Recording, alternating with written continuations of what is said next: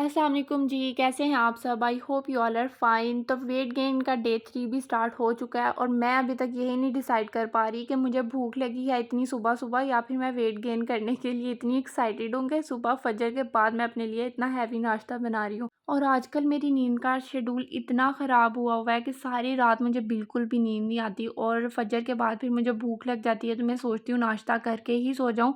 ये भी सिर्फ़ मैं वेट गेन करने के लिए फ़जर के बाद नाश्ता कर रही हूँ, क्योंकि अगर मैं 12-1 बजे जैसे उठती हूँ और उस टाइम मैं नाश्ता करूँगी फिर तो पूरे दिन में मेरे से सिर्फ़ एक ही मील लिया जाएगा।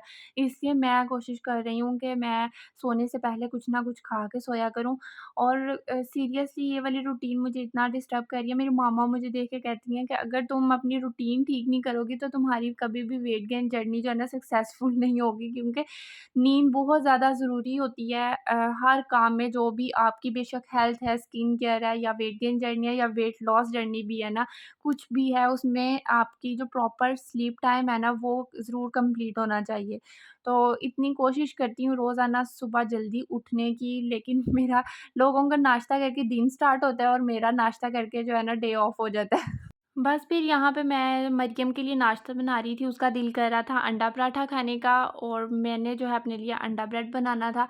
तो पहले मैंने मरियम का नाश्ता बना दिया था, उसके बाद मैंने अपने लिए अंडा फ्राई किया और जो है अपने लिए ब्रेड जो है वो गरम कर लिए थे। मरियम को नमक मिर्च वाला अंडा जो है ना वो पराठे के साथ बहुत अच्छा लगता है, तो ये प्रेफ़र करती है कि मैं यही खाऊँ, इसलिए मैंने इसको ये बना दिया था।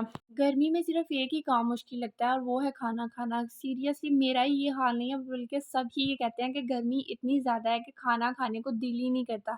गर्मियों में सिर्फ़ दोपहर का जो खाना है ना वो इतना मज़े का टेस्टी लगता है ना, और वो भी फ्रेश-फ्रेश बना हुआ अगर हो, और उसके बाद बिल्कुल भी खाना खाने का दिल नहीं करता। या फिर रात को अगर आप लोग जागते हैं तो 2-3 बजे, 12-1 बजे आपको क्रेविंग होती है कुछ स्पाइसी सा, कुछ अच्छा-सा खाने।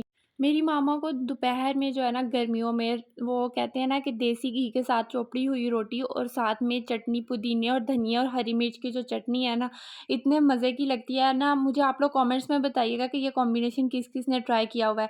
हम लोग भी ये दोपहर में कभी-कभी खाते हैं और ये इतना मज़े का लगता है ना, देसी घी के साथ चोपड़ी हुई रोटी और जो है ना ये वाली चटनी, और साथ में अगर लस्सी भी बनाई हो ना तो बहुत मज़ा आता है। आप लोग मुझे कमेंट्स में ज़रूर बताइएगा कि आपको गर्मियों में कौन-सा मील सबसे ज़्यादा पसंद है? आप लोग नाश्ता ज़्यादा करना प्रेफ़र करते हैं या फिर दोपहर को एक ही दफ़ा खा लेते हैं, या रात का खाना आपको सबसे अच्छा लगता है? मुझे कमेंट्स में ज़रूर बताइएगा और साथ ये भी बताइएगा कि आप लोग जो है नाश्ते में क्या खाते हैं? क्या जो है हेल्पफुल है वेट गेन के लिए? आप लोग मुझे कमेंट्स में ज़रूर बताइएगा। मेरा नाश्ता साथ-साथ तैयार हो गया है और आप लोग अगर व्लॉग देख रहे हैं जल्दी से मेरे चैनल को सब्सक्राइब कर दें, ताकि वेट गेन सीरीज़ जो है वो आपके साथ मैं रेगुलर शेयर करती रहूँ। फिर हमने नाश्ता किया इस टाइम और फिर हम लोग चले गए थे नमाज़ पढ़ के ऊपर। इतना प्यारा मौसम था ऊपर, गर्मियों में वैसे ही ऊपर जो है ना नाश्ते के बाद, फजर के बाद चक्कर लगाने का इतना मज़ा आता है। आप लोग वैसे भी अगर जाएँ ना तो बड़ा पीसफुल एनवायरनमेंट होता है, ठंडी-ठंडी हवा और बहुत जो है ना पुरसुकून माहौल होता है। उसके बाद जी बस मैं आके सो गई थी, फिर उठ के मैंने दोबारा से जो नाश्ता किया वो आपके साथ शेयर कर रही हूँ। यहाँ पे मटन कढ़ाई बनाई थी और साथ में पराठा और मिल्क शेक लिया था। मिल्क शेक आप कोई भी ले सकते हैं, मैं मैंगो शेक लेती हूँ नाश्ते में। और आप लोग सोच रहे होंगे कि मैं जो हूँ नाश्ते के बाद फिर से नाश्ता शेयर करती रहती हूँ, कोई काम ही नहीं दिखाती आपको कि पता नहीं मैं कोई काम करती भी हूँ कि नहीं। ऐसी बात नहीं है, क्योंकि वेट गेन सीरीज़ चल रही है तो मैंने सिर्फ़ आपको नाश्ता ही दिखाया है। जो मैंने साथ में काम किए हैं वो मैंने स्किप कर दिए थे, अभी मैंने रिकॉर्ड नहीं किए। अगर आप लोग चाहते हैं कि मैं अपने डेली रूटीन भी आपके साथ शेयर करूँ तो आप मुझे कमेंट्स में ज़रूर बताइएगा। उसके बाद जी यहाँ पे मेरा एक पार्सल आया हुआ था, मैंने ट्राइपॉड जो है वो ऑर्डर किया था। मुझे इसकी बहुत ज़्यादा ज़रूरत थी, क्योंकि व्लॉग बनाने में इतनी ज़्यादा मुश्किल हो रही थी, मेरे पास जो है ना प्रॉपर कोई स्टैंड नहीं था। बस जी फिर ये मेरा संडे का व्लॉग था और संडे वाले दिन मेरी आंटी आई थी घर में और वहाँ हमने ना डे टाइम में बना लिया था, मटन कढ़ाई बनाई थी और मैं हमारा नाश्ता और उनका खाना एक साथ ही हुआ था। शाम को जो है फिर हम लोगों ने खाना बनाया था। मरियम कह रही थी आज हम पुलाव बनाते हैं और साथ में बना लेंगे हम लोग ज़र्दा। तो मैंने सोचा चलो ज़र्दा मैं बनाती हूँ, तुम पुलाव बना लो। वो बहुत अच्छी पुलाव बनाती है इसलिए, और मैं ज़र्दा अच्छा बनाती हूँ, इसलिए हमने अपनी-अपनी रेसिपी जो है वो सिलेक्ट कर ली थी। और ये वाली ज़र्दे की रेसिपी आप लोग ज़रूर ट्राई करिएगा, क्योंकि मैंने 1-2 दफ़ा जो है पहले भी ट्राई किया है, बहुत अच्छा बना है और सबने तारीफ़ भी की है, इसलिए मैं आप लोगों के साथ शेयर कर रही हूँ। तो बस मैंने जो है चावलों को मैंने जितने चावल लिए थे 1 प्याली चावल थी और साथ में मैंने जो है ना उनको रख दिया था भिगो के 15 से 20 मिनट के लिए। मैंने कोई भी सैला चावल नहीं यूज़ किए या फिर कोई पुराने चावल जो होते हैं कहते हैं वो यूज़ करने से चावल बहुत अच्छे बनते हैं। जो हमारे रेगुलर चावल यूज़ हो रहे हैं मैंने वही चावल लिए थे और उनको 15 मिनट के लिए बस भिगो के रखा था। उसके बाद मैंने उनको जो है पानी बॉयल किया और उसके अंदर जो है ज़र्दा रंग डाल दिया था चावल डाल के। ये इतना स्टेप तो हर कोई ही ज़र्दे में जानता है कि इतना स्टेप करते हैं। मेरी अम्मी जो है वो ज़र्दा बनाती हैं ना तो वो इतनी आसान तरीके से बनाती हैं कि वो चीनी की जो है वो सिर्फ़ तह लगा देती हैं चावलों को बॉयल करने के बाद और ऊपर बस मेवा जार डाल देती हैं। तो इज़िली ज़र्दा जो है ना वो बन जाता है और वो इतना मज़ेदार बनता है ना कि मेरे मामा के हाथ का ज़र्दा सबको फैमिली में बहुत ज़्यादा पसंद था। फिर जी मेरी मेरी रेसिपी ये है कि मैंने जो ले लिया है 1 कप दूध, मैंने रेगुलर मिल्क लिया था उसके अंदर मैंने जो है ये डाल दिया था एवरीडे का 1 पैकेट, इससे बहुत अच्छा टेस्ट आता है। उसको मैंने जो है ना मिक्स कर लिया था अच्छी तरह से, पहले जो है घी में मैंने 2-3 इलायचियाँ डाल दी थी, उसके बाद मैंने वो 1 कप दूध डाला है और चीनी जो है वो मेज़रमेंट के अकॉर्डिंग आप लोगों ने लेनी है, आप ज़्यादा लेते हैं, कम लेते हैं, ये आप पे डिपेंड करता है। जितने चावल होंगे उतनी ही चीनी जाती है इसमें। मैं थोड़ी-सी कम रखती हूँ क्योंकि मुझे बहुत ज़्यादा मीठा नहीं पसंद।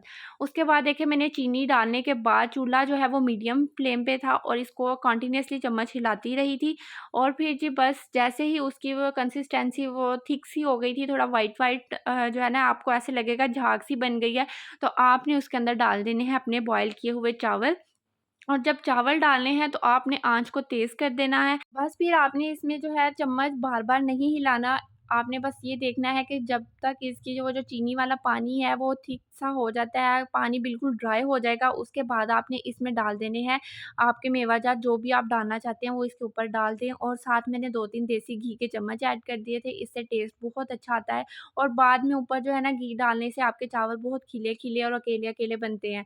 बस फिर हम दोनों के जो चावल हैं वो दम पे लग गए थे और मरियम के साथ-साथ ऑनलाइन क्लास हो रही थी, वो अपनी क्लास भी साथ-साथ ले रही थी। ये ज़र्दा रेसिपी इतनी ईज़ी है और जिन लोगों को ज़र्दा बनाना मुश्किल लगता है, मेरे कहने पे एक दफ़ा ज़रूर ट्राई करके देखिएगा, ये बहुत ईज़ी रेसिपी है और अच्छी भी बहुत बनती है।